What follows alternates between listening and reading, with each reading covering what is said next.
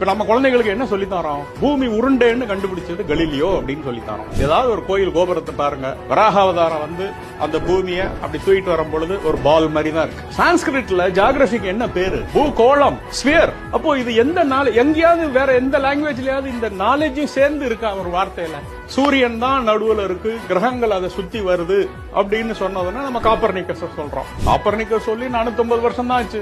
எந்த சிவன் கோயில் ஆனாலும் போய் பாருங்க, நவகிரக சன்னதிக்கு நடுவுல யார் இருக்கிறா? சூரியன் தான் இருக்கிறார். இது மாதிரி நம்மள்ட்ட மறைந்து இருக்கக்கூடிய விஞ்ஞானங்கள் நிறைய இருக்கு. நான் தமிழ்ல இருக்கிறத சொல்றேன். காக்கை பாடினியம்னு ஒரு கணித நூல், கணக்கு அதிகாரம்னு ஒரு தமிழ் நூல், அது வந்து ஜாமெட்ரி. நான் அதுல இருந்து ஒரு 3 சூத்திரம் சொல்றேன், உங்களுக்கு புரியுதான்னு பாருங்க. விட்ட தரை கொண்டு வட்ட தரைதாக்கின் சட்டன தெரியும் தரை. விட்டம், இது வந்து ஏரியா ஆஃப் சர்க்கிள். விட்டம் அப்படின்னு என்ன? டயமீட்டர். விட்டத்து அரை அப்படின்னா அதுல பாதி என்ன? ரேடியஸ். வட்ட அப்படின்னா சர்க்கம்ஃபரன்ஸ். அதுக்கு என்ன ஃபார்முலா? 2πr. வட்டத்துல அரை என்னது? πr. ரெண்டையும் தாக்கின் பெருக்கினால் விட்டத்தரை ஆர், வட்டத்தரை πr, πr ஸ்கொயர்ட். சட்டன தெரியும் தரைன்னா ஏரியா ஆஃப் த சர்க்கிள். இது நம்மள்ட்ட இருக்கு, புதுசா நான் கண்டுபிடிச்சு சொல்லல.